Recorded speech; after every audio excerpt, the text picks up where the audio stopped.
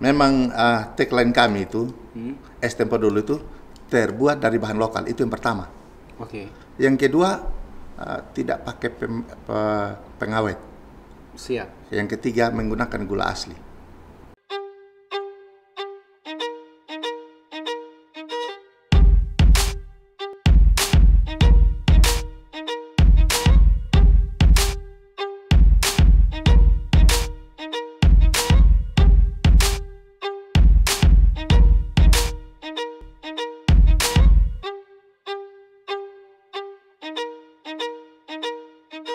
Oke, selamat datang lagi di Ku Podcast, masih bersama dengan saya Edri, dan hari ini kita masuk dalam episode terbaru dari Ku Podcast. Oke, pemirsa Ku Podcast, bagi yang baru pertama kali menonton channel ini, jangan lupa untuk di-like dan di-subscribe. Karena kenapa? Narasumber dari kami ini banyak yang memberikan inspirasi dan juga tentunya motivasi untuk Anda. Oke, jadi tanpa berlama-lama, saya akan memperkenalkan kakak kita yang satu ini yang masih berjiwa muda, Kak Tarsan. Oke, betul ya Kak Tarsan? Siap, Kak. Oke, Ya. Baiklah Kak Tarsan. Apa kabar Kak Tarsan?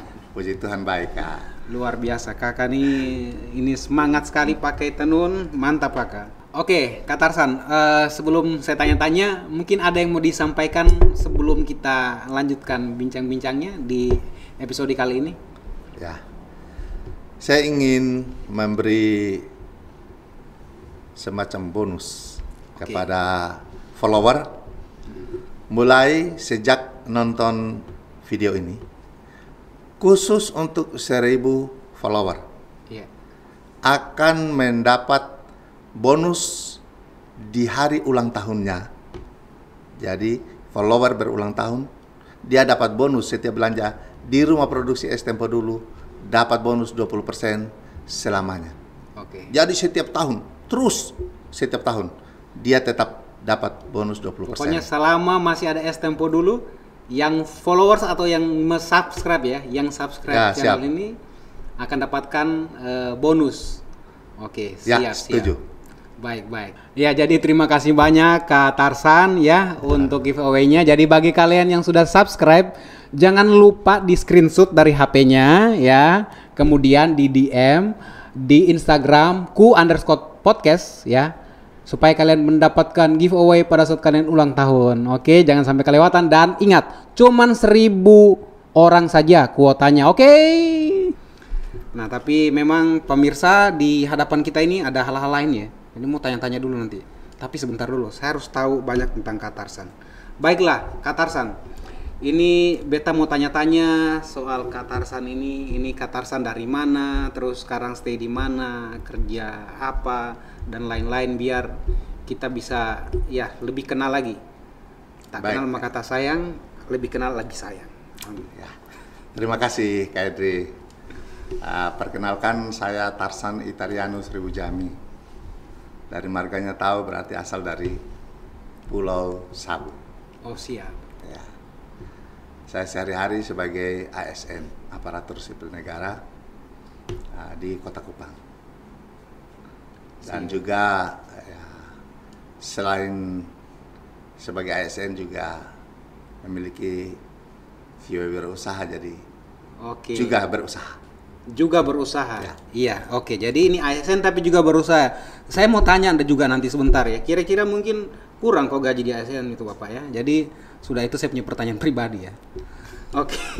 Iya, jadi Bapak inilah seorang ASN tapi juga berwirausaha Bapak. Ya, iya, siap. Jadi saya dengar tadi, saya ini bukan ASN Pak.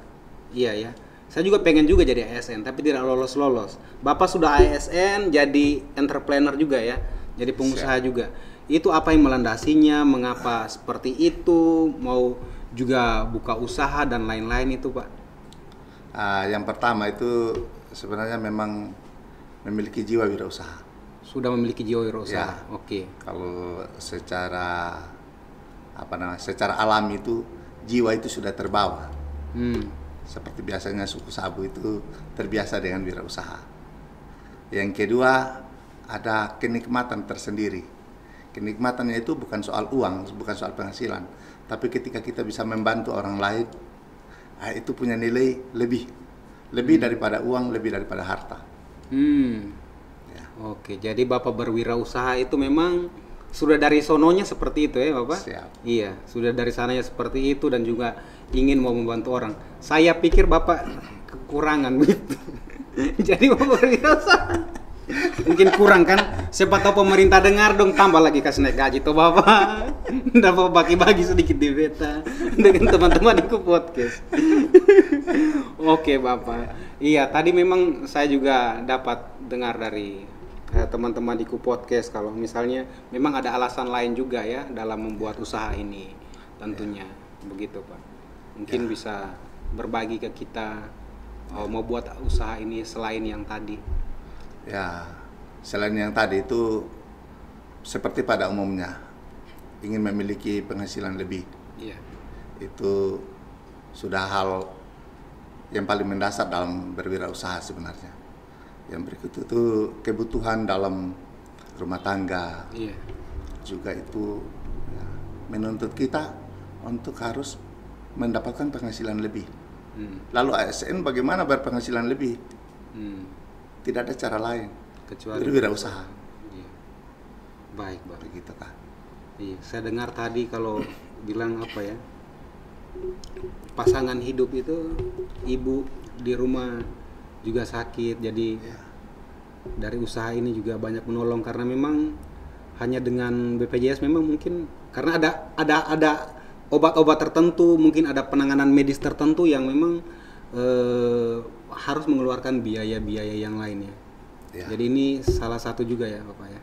Betul. Iya, karena memang apa ya hal-hal seperti ini nih sebetulnya menginspirasi kita begitu Bapak. Jadi mau berbuat ini juga untuk pasangannya juga begitu ya. Siap. Karena tidak semua laki-laki seperti itu Bapak. Siap. Iya. Kalau saya jangan dicari tahu Bapak. Iya, itu yang juga tadi dapat info seperti apa memang begitu juga Bapak. Salah satu alasannya. Salah satu yang berikut kan namanya biaya. Dalam rumah itu kita punya keluarga besar. Jadi ya pasti operasional besar. Iya. Karena itu ya harus income harus bertambah. Iya. Karena dalam teori ekonomi itu kan kalau pengeluaran besar, inputnya juga harus besar. Kalau input kecil berarti pengeluaran harus kecil. Betul. Ya. Nah di sisi lain kan pengeluaran tidak bisa ditekan ya, income-nya yang harus diperbesar. Iya. Setuju Bapak. Iya. Tapi ini luar biasa Bapak ya. Ya memang dari sononya dan juga memang ada alasan-alasannya sehingga memang bisnis ini memang diseriuskan sampai dengan sekarang. Tadi kita ngobrol-ngobrol ya, jadi saya bilang wah ini luar biasa sekali ya, dan memang sudah ada di meja sini sih. Saya pikir sebentar lagi nanti saya akan buka Pak. Iya, karena saya sudah tidak tahan lagi dan saya rasa mungkin pemirsaku podcast pun tidak tahan lagi ini apa yang ada di depan. Ini barang nih. Penasaran kok? Nah, kalau belum penasaran, beta lanjut dong mau tanya-tanya sama Bapak nih. Oke Bapak, tadi kita kenal Bapak dan beberapa hal kenapa juga masuk sebagai pengusaha walaupun sudah PNS ya. Ada hal-hal yang memang mendorong itu semua dan nama dari usahanya Bapak itu saya baca di sini itu namanya apa? Tapi saya mau Bapak yang sebutkan. Dia punya nama apa Bapak? Namanya Es Tempo Dulu. Oke, namanya Es Tempo Dulu ya. Es Doeloe nih. Dia punya Es Tempo Doeloe. Bacanya dulu Bapak ya. Betul. Oke, Es Tempo Dulu ada di sini. Ya, jadi yang ada di luar frame kamera ini kayaknya lagi jengkel ya karena sebentar lagi saya mau makan dan saya mau habisin. Tadi datang saya udah coba Pak ya kan. Ya curang-curang dikit nggak apa-apa kan Pak. Iya, Siap. saya lihat alamat sini dekat Bapak. Ini di Oisapa. Bapak cerita dulu. Ini kenapa ada nama Es Tempo Dulu nih Bapak? Kotong sekarang milenial lah Bapak, digital. Kasih nama yang dulu-dulu. Nih ke mana nih? Memang ada filosofinya. Kenapa kasih nama Es Tempo Dulu? Kalau es modern itu identik dengan semua serba instan. Betul. Kemudian serba kimia, pengawet. Nah, kenapa saya kasih nama Es Tempo Dulu itu karena kita kembali ke zaman dulu.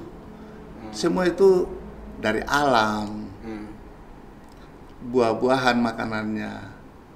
Kemudian tidak ada pakai pengawet. Iya. Ya seperti itu. Jadi kita di sisi lain kita mau supaya semua orang tuh sehat. Kemudian perkembangan ilmu pengetahuan juga mempengaruhi cara berpikir. Sekarang ini zaman sudah mulai berubah, bahwa orang mau hidupnya sehat. Jadi kembali ke tempo dulu. Ya, kembali ke tempo dulu, yang alami, yang sehat. Oke, baik Bapak. Ini kan tempo dulu nih. Ini kalau misalnya kakak dong lihat ini, beta lahir 87. Jadi beta tahu sekali bentuk-bentuk seperti ini nih dulu waktu itu. Jadi ini Bapak punya usaha es tempo dulu ya Bapak ya. Beta lihat dan beta sudah ngiler Bapak. Nanti sembari nanti beta tanya Bapak, pas Bapak jawab nih, kakak tolong ini nanti tolong arahkan kamera di Bapak, sekarang mau makan. Oke Bapak, nanti beta akan tanya-tanya ini depung rasa karmana. Semua mau tahu ya, dia punya varian apa sah? Oke? Ya, jadi kan tadi saya tunjukin ini ya. Saya mau tahu juga varian rasa-rasanya dan lain-lain. Namun nanti pas terakhir ya saya beritahu karena ada sesuatu juga. Nah, jadi Bapak, ini saya sambil pegang, minta maaf ya Bapak ya. Silakan. Tapi yang ingin dipertanyakan adalah yang mendasari, yang paling esensi kenapa juga mau buka usaha. Karena kalau orang sudah jadi PNS, biasanya itu kan sudah zona nyaman. Buat apalah? Harus mau buat tambahan lagi. Bapak harus cerita ke kita ini sambil saya mau makan ini Bapak. Ya, terus terang berusaha itu hobi sebenarnya. Hobi. Kalau tidak berusaha, rasa ada yang kurang. Iya. Jadi memang harus berusaha. Tetapi usaha itu kan banyak. Kenapa kok pilih es? Nah, itu menjadi ya, pertimbangan khusus. Yang pertama, kami memulai usaha ini tidak langsung memulai usahanya, tapi berdoa kurang lebih 8 bulan. Yeah. Karena begini, karena usaha itu banyak, kita harus memilih. Mana yang harus kita pilih? Kalau secara manusia kan suka-suka kita. Tetapi ada hal yang kita tidak bisa pungkiri, bahwa dari semua pilihan itu mana yang Tuhan kehendaki untuk kita tekuni. Karena kita juga tidak sanggup melakukan semua usaha. Nah, setelah ada tanda-tanda, kami mencoba melakukan survei. Jadi semua usaha kami survei. Kemudian kami melihat, Kupang ini daerah panas. Tapi apa benar es itu laku, punya pasar? Kami lakukan survei. Rata-rata di semua kios itu, rata-rata hampir 90% kios itu ada jual es. Yang es yang pabrikan. Akhirnya kami berpikir kalau bertanding sama pabrik, kami jelas tidak sanggup. Kemudian kembali lagi yang tadi saya katakan bahwa orang sudah mengerti sekarang itu bagaimana supaya sehat. Karena itu kami kolaborasi dengan beberapa program-program pemerintah seperti Pak Gub berkata itu harus angkat kearifan lokal. Oh, siap. Ya. Akhirnya kami berpikir, wah ini cocok nih. Kita ambil produk-produk yang dihasilkan di daerah kita. Jadi tidak bawa dari luar, kami menggunakan semua bahan lokal.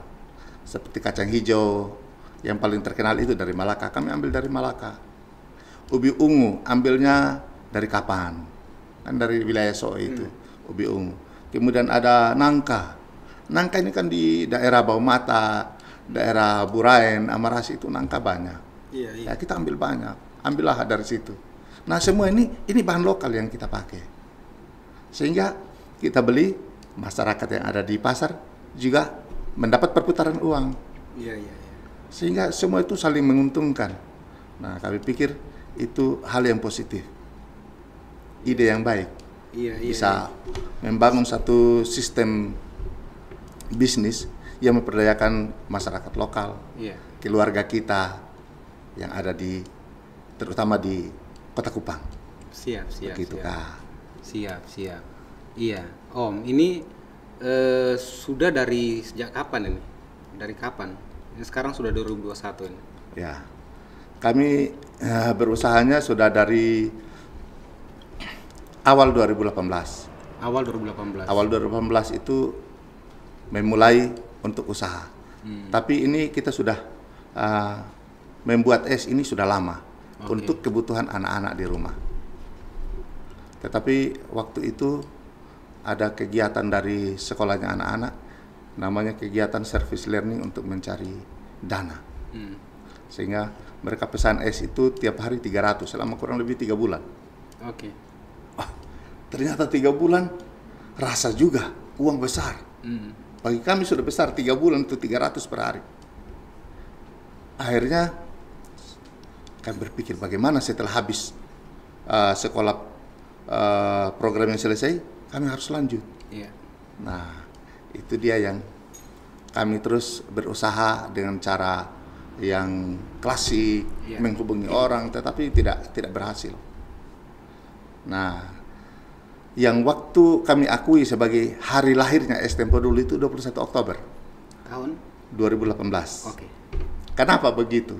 Kan usaha sudah lama. Memang secara pandangan manusia memang sudah lama. Tapi saya percaya bahwa Tuhan cetuskan hari lahirnya itu 21 Oktober 2018. Karena setelah waktu itu hari Minggu, pulang gereja sambil baring-baring di ruang tamu, saya teringat. Seperti ada seorang yang mengingatkan, kenapa tidak posting di Facebook? Karena ada grup di Facebook. Akhirnya singkat kata kami ambil produk foto seadanya, postinglah di grup-grup di Facebook. Mulai hari itu permintaan tidak pernah berhenti sampai dengan hari ini. Itulah sebabnya kami anggap hari lahirnya Es Tempo dulu itu 21 Oktober 2018. Begitu, Kak. Iya. Jadi pas itu, padahal ini sudah lama ya, sebelum 2018. Iya. Dan saya mau tanya, apa kabar ibu di rumah? Dia semakin sehat kah? Puji Tuhan, sehat walafiat. Membantu juga buat ini? Sangat. Mungkin lebih semangat ya? Beliaulah yang menjadi istilah penggerak utama. Penggerak utama. Karena memang ini salah satunya juga sampai ibu bisa sehat sekarang, jadi penggerak utama. Siap. Iya. Ibu ngapain aja biasanya? Aduh, sebelum usaha ini juga namanya ibu-ibu banyak pikiran. Itu dulu. Akhirnya kan karena banyak pikiran itu banyak sekali persoalan yang bisa timbul, bisa sakit, sering sakit. Itu bisa. Tapi setelah dengan adanya aktivitas, wah jadi semangat, akhirnya ya puji Tuhan. Penyakit lari semua. Ya, kurang lebih seperti itu. Artinya dengan adanya usaha ini sudah ada kesibukan. Juga selain tadi menambah penghasilan, kita bisa beli obat, beli segala macam. Ya sudah. Akhirnya dengan cara Tuhan bisalah sehat. Ibu sehat. Ini luar biasa, menolong orang dalam rumah juga, tapi menolong juga orang yang mempunyai isi. Jadi dari ini es tadi yang saya makan tuh ketan, beras ketan, terus ini ada juga alpukat. Jadi menolong juga orang-orang yang mempunyai kayak nangka, terus yang tadi Bapak cerita itu ya, menolong. Dan juga saya dengar kalau rupanya ada agen-agen begitu. Jadi terbukalah lapangan pekerjaan dengan hadirnya yang Tempo dulu ini. Begitu.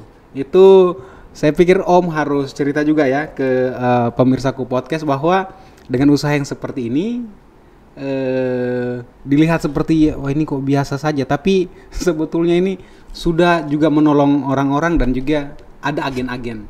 Iya, itu sudah berapa banyak agen dan bagaimana itu Bapak mungkin cerita dulu. Ya Kak, begini soal yang tadi saya katakan dari awal, membantu banyak orang. Iya. Jadi kami sistemnya, kami tidak menjual langsung. Sebenarnya tidak menjual langsung. Tetapi namanya orang datang berkunjung, orang mau beli langsung di rumah produksi, ya sudah kami layani. Tetapi target pemasaran kami sebenarnya tidak di rumah produksi, tetapi di agen. Jadi kami membangun banyak agen. Di awal itu dari 2018 sampai 2019, kami sudah punya agen 98. Di Kota Kupang? Di Kota Kupang. Hai. Ada satu yang di TTU, dua di Kabupaten Kupang. Oh ya. Iya. Sekarang nih ada seberapa banyak Bapak? Karena keterbatasan produksi, kami harus mengurangi jumlah agen. kurang lebih sekarang ini agennya ada 10. Oke.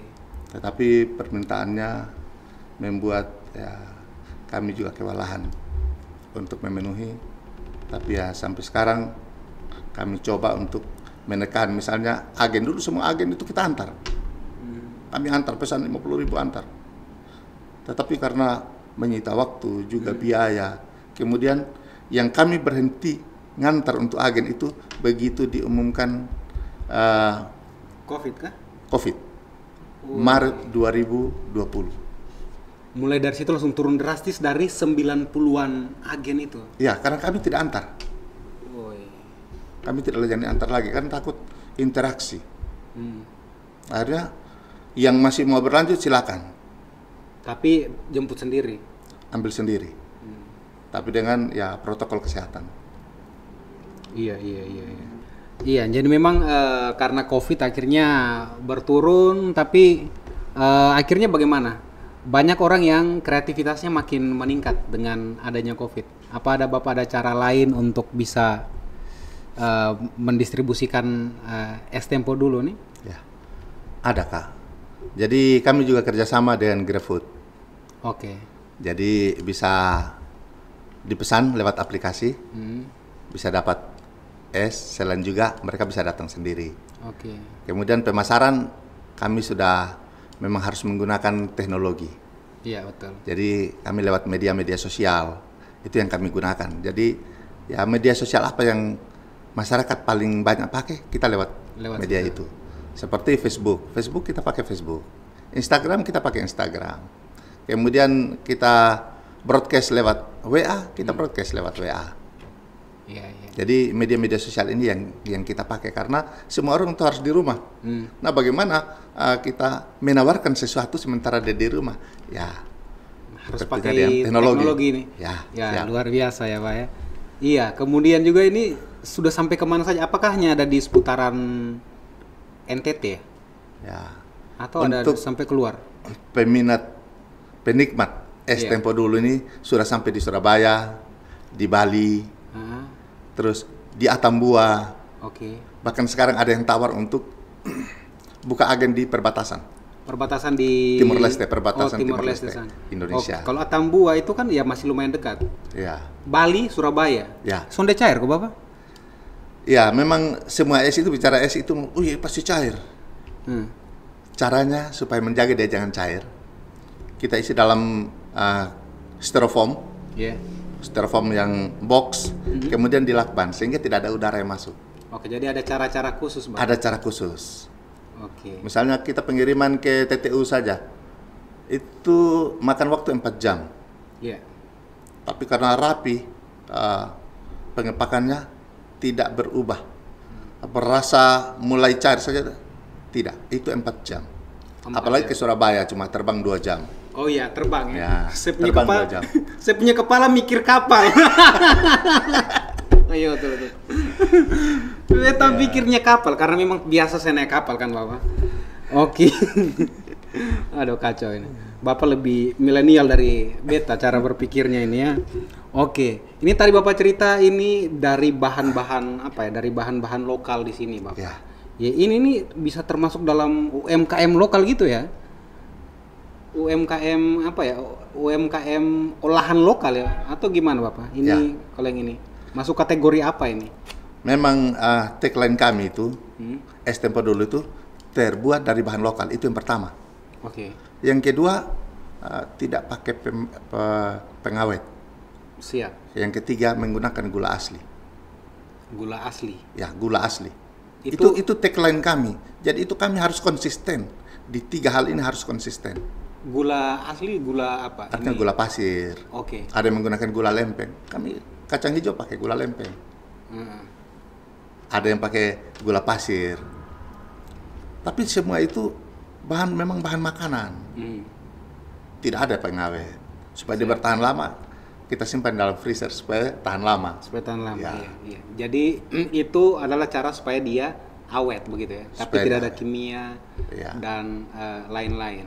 Ya. Baik Bapak, ini luar biasa sekali. Ini sudah kemana-mana. Ada COVID tapi Bapak masih tetap fight terus. Kalau misalnya dia punya produksi ini kalau satuan begini biasanya berapa Pak? Terus dia punya varian apa sah?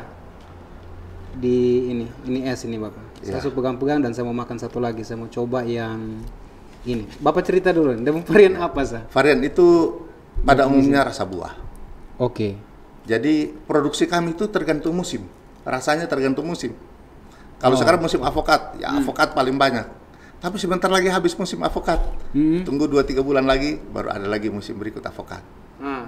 Jadi kenapa kok sekarang tidak ada avokat? Misalnya bulan Juli tidak ada, memang tidak ada produksi buah. Karena kami bukan menggunakan beras, menggunakan buah asli. Mau ambil buah di mana? Iya, jadi bukan kayak pakai buah-buah di yang ada di swalayan begitu di Tidak. bekukan. Kami tidak pakai yang di swalayan. Kami menggunakan asli beli di pasar tradisional. Oh, siap. Ya. Iya, jadi memang perputarannya ya dengan UMKM yang di sana. Iya. Oke. Memang konsep kita ini kan sebenarnya pemberdayaan. Pemberdayaan itu ya termasuk ini lebih terkonsentrasi sebenarnya pada bagaimana menolong sesama. Oke. Kalau kita pesan dari Jawa mungkin bisa saja. Kita datangkan 1,5 kontainer avokat, mungkin setengah kontainernya buah yang lain, mungkin bisa. Tetapi uang itu kan tidak ada di sini, keluar dari NTT. Iya. Nah, yang kita harapkan perputaran uang ada di dalam NTT ini, di Kota Kupang ini paling banyak. Iya. Ya. Sehingga pertumbuhan ekonomi pasti terjadi karena ada perputaran uang. Iya, itu memang kendalanya sekarang ya untuk saat ini. Jadi mengikuti musim. Mengikuti musim. Iya. Misalnya sekarang mangga tidak ada karena belum musim mangga. Nanti ada musim mangga kita buat es mangga. Ada ide apa Bapak supaya es ini kapanpun kita bisa rasa jadi tidak tergantung season? Ataukah Bapak memang suka dengan ya musim ini ada ya. Atau apakah ingin setiap waktu itu ada selalu rasa ini kan alpukat ya yang tadi saya makan. Memang itu punya ciri tersendiri. Kenapa ciri tersendiri? Memang tidak ada buah ya tidak ada rasa itu. Jadi menjelaskan kepada semua orang, kalau ada rasa itu berarti pakai perasa, bukan pakai buah. Tidak musim buah avokat terlalu ada avokat itu kan jadi tanda tanya. Oh, siap. Nah, jadi kita jujur gitu. Kita jujur apa adanya. Memang tidak ada musim buah ya sudah. Kalau kacang hijau ya mungkin ada terus. Iya. Ketan hitam ada terus. Iya betul, karena bisa disimpan lama kan. Iya. Tapi kalau nangka, kapan musim nangka baru ada? Sekarang belum ada nangka. Alpukat juga begitu. Ya. Sirsak juga begitu. Oh, ada sirsak juga. Ada sirsak. Oke. Baik, Bapak. Ini ini semuanya asli semua nih. Asli. Oh iya, satu lagi rujak. Tadi ada rujak. Ada rujak juga. Ya rujak campuran Nano buah-buahan. kayak macam ya. Rasanya banyak. Wih, ini campuran buah-buahan. Oke. Dan Bapak sanggup berapa banyak nih Bapak? Ini sampai di sana sini nih. Ya. Biasanya keluarkan berapa banyak Bapak? Per karung-karung begitu kah Bapak? Ya. Kita produksi sekarang ini masih terbatas. Masih kisaran 1.000, 2.000 piece. Kita berharap mungkin ke depan itu kita sudah menambah harus ke arahnya itu pengembangan itu menggunakan mesin. Menggunakan mesin. Walaupun tidak 100% bisa mesin.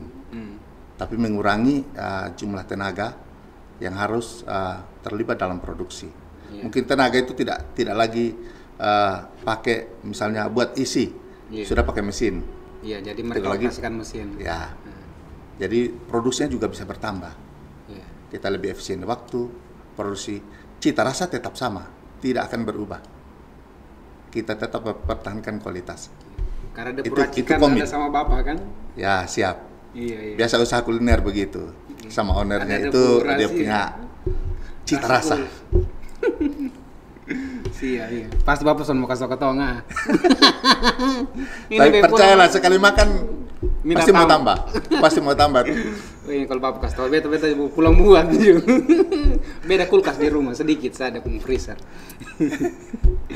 Iya Bapak, tadi Bapak cerita mau tambahkan ada teknologi tertentu dan juga ini nanti ketemu tanya ini harapan kedepannya apa sih untuk produk ini dan juga tentunya untuk membantu agen-agen dan orang yang memiliki akhirnya ada komposisi rasa-rasa ini Bapak. Ya. Itu yang ingin kami ketahui dari Bapak, yang untuk kita sampaikan juga ke pemirsa Aku Podcast.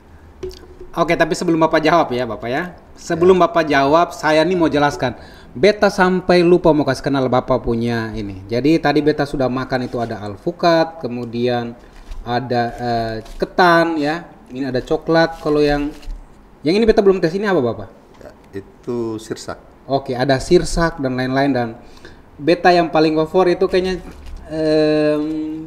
ketan ya ini. Tapi tinggal satu, jadi biar Beta makan ini saya dulu. Oke, jadi teman-teman kalau mau rasa, ini di sini tempatnya ini di Jalan Bumi 2, Oisapa Selatan.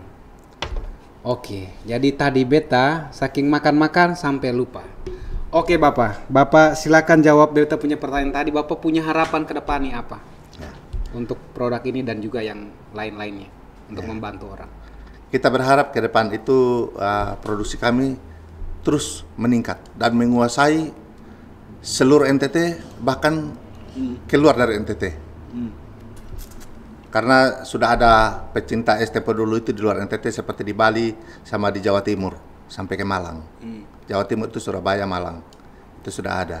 Jadi kami berharap ya mungkin tidak sebesar pabrikan, tetapi minimal kalau kita bisa produksi itu sampai puluhan ribu per hari, itu harapan kami. Iya. Secara otomatis semua kebutuhan bahan juga akan meningkat. Betul. Artinya kan banyak orang yang harus yang bisa menikmati ya perputaran uang. Siap. Iya, ini saya masih makan terus ya Bapak. Soalnya enak, Beta sudah makan 3 di sini. Sambil di apalagi kena kameranya saya lagi makan 3 karena saking enaknya. Oke Bapak, memang membuat sebuah usaha itu memang sonde mudah Bapak ya. Tidak mudah dan pasti ada jatuh bangunnya. Dan ini sebelum 2018 Bapak sudah mulai. Ya, jadi mungkin Bapak bisa ceritakan ke kami bagaimana Bapak bisa mulai ini, kemudian bisa jalan dan tetap bertahan sampai dengan detik ini walaupun ada COVID, untuk memberikan inspirasi ke pemirsa Aku Podcast dan juga orang yang baru pertama kali mungkin nonton video ini Bapak. Ya. Jadi begini Kak, usaha itu memulai mudah, tapi meneruskan itu tidak mudah. Itu sebabnya banyak orang hari ini usaha, bulan depan ganti usaha, dan beberapa bulan lagi hilang malah. Itu memang ada seni. Usaha itu seni. Jadi ada naik turunnya. Salah satu kunci di usaha itu mempertahankan kualitas. Itu memang tidak mudah. Kami pernah tidak menjual, tidak buang. Jadi seperti teman-teman datang atau keluarga datang, boleh makan sampai 1 karung. 1 karung itu isinya sekitar 300-400 piece. Tidak jual. Kenapa? Karena tidak memenuhi standar rasa yang kami sudah tetapkan. Itu tidak boleh jual. Itu harga yang harus dibayar dalam sebuah usaha. Jangan hanya demi uang kita mengorbankan kualitas. Kami punya prinsip kualitas nomor 1. Sehingga kalaupun katakan harus dibuang, memang tidak boleh dijual. Itu prinsip. Walaupun merugi. Itu bisnis yang benar harus begitu. Tidak boleh hanya kita bela-bela uang lalu mengorbankan pelanggan, jangan. Itu prinsipnya. Apa waktu pertama kali buat ada yang ya ini mungkin cerita-cerita supaya pasti ada yang nyinyir juga, lain bab tuan yang mau buat apa, ya kan, supaya yang lain dong juga semangat. Kau mau tahu Bapak punya semangat bisa, karena ini dari 2018 dia punya berdiri nah. Ya, jadi begini, usaha itu harus siap berkompetisi. Jadi kalau ada orang lain juga usaha, silakan. Bahkan ada agen, setelah menjual es kami, dia buat sendiri. Sampai dia tutup sendiri. Dia minta lagi, saya tolak dia secara halus. Saya bilang tidak bisa layani lagi untuk saat ini karena sudah terlalu banyak agen. Padahal orang-orang di sekitar itu cerita bahwa dia buat es yang mirip tapi tidak sama. Akhirnya kan pelanggan lari. Dia mau balik lagi, itu sudah merusak citra kita. Nah itu salah satu tantangan. Kemudian ada orang usaha, Kota Kupang terlalu luas. Tidak mungkin kami sanggup melayani seluruh Kota Kupang. Pecinta es itu banyak. Karena itu ya saya mengajak kalau ada yang mau buat, silakan. Kami terus terang, angkatan kami tidak sanggup. Begini itu ada 500.000 orang di Kota Kupang yang kami harus layani. Kalau satu orang makan satu saja sudah berapa? 500.000 per hari. 500. Ya, kami tidak sanggup. Karena itu dalam berusaha itu kita harus punya jiwa yang besar, menerima kehadiran orang lain dalam usaha yang sama. Kemudian tidak usah takut berkompetisi. Kalau datang, mari kita sama-sama. Kan kita menjual rasa. Kuliner itu namanya bisnis lidah. Bisnis lidah. Ya. Karena itu kita menjual cita rasa. Barang boleh sama, cita rasa berbeda. Siap. Barang boleh sama, cita rasa berbeda. Iya, Bapak. Nah, jadi kan biasanya orang mau mulai bisnis juga itu kan katanya aduh, beta sonde ada uang. Jadi harus ada uang baru beta mulai bisnis. Menurut Bapak, bagaimana Bapak mulai ini bisnis? Nah, memulai bisnis ini kalau saya mau katakan tidak harus memulai dengan uang. Tapi mulailah dengan kemauan. Oke. Ya. Karena terus terang kami mulai dengan uang 500.000. Itu pun yang disisihkan dari gaji. Kami kumpulkan uang 500.000, kami mulai usaha ini. Dengan 1 freezer pinjaman dari keluarga. Pinjam. Puji Tuhan hari ini kami sudah punya 7 freezer. Banyak. Bisa menampung kurang lebih 14.000 piece. Baik. Jadi tidak harus memulai harus ada uang. Bagaimana uang 500.000 kan uang? Iya. Bagaimana cara mendapatkan uang? Sebenarnya sederhana. Saya mau mengajak mungkin para YouTuber atau penonton di sini, saya mengajak untuk memulai itu. Kalau tidak ada uang, datanglah kerja. Contoh, kerja di toko aja digaji 500.000. Setelah 1 bulan berhenti, modal kan? Memang tidak perlu harus punya uang dulu, punya kemauan dulu. Bagaimana memulainya? Sudah datanglah kerja di orang. Atau sederhananya, jadi agen es tempo dulu. Oke. Untuk dapat bisa dapat 500.000. Kalau sudah jual mungkin 1-2 bulan 500.000 sudah dapat, berhenti jual es tempo dulu, bisnis lain yang disukai. Iya. Seperti itu Kak. Jadi tidak harus memulai dengan uang. Modal 0 rupiah. Betul ya. Yang penting mau semangat saja Bapak ya. Semangat saja. Oke, baik. Terakhir dari saya Bapak, ada pesan khususkah untuk anak-anak muda supaya mau tetap berusaha begitu dengan tidak pantang menyerah lah. Mungkin ada pesan-pesan khusus untuk pemuda-pemuda sekarang? Ya, saya sebenarnya sangat berharap untuk anak-anak muda tumbuhkan dan kembangkan jiwa wirausaha. Karena apapun dalam hidup ini bisa diusahakan. Jangan mengharapkan satu penghasilan menutup semua pengeluaran. Kalau dari satu sumber bisa menutup pengeluaran sebagian, cari sumber lain lagi untuk menutup pengeluaran yang lain. Kalau itu sudah tertutup sama pengeluaran, cari sumber satu lagi, bisa saving. Sehingga bisa mengembangkan diri, mengembangkan usaha, mau usaha apa saja bisa. Tidak ada yang tidak bisa. Karena itu jangan terus berharap bagaimana selamanya bekerja di orang, jangan. Jangan hanya cita-cita jadi pegawai, jangan. Jangan cita-cita jadi PNS. Gagal jadi PNS pun yang penting jangan gagal berusaha. Amin. Ya, setuju sekali Bapak. Oke, jadi pemirsaku podcast ini bincang-bincangnya ya harusnya ya kita masih bisa banyak bertanya lagi ke Bapak yang sangat memberikan inspirasi kepada kita semuanya. Memang usaha ini dimulai karena ada kesulitan-kesulitan dalam ekonomi keluarga, namun setelah mulai berkembang banyak orang juga yang ditolong melalui usaha ini. Baiklah pemirsa Ku Podcast, kita sudah ngobrol-ngobrol, bincang-bincang dengan Kak Tarsan yang sangat menginspirasikan.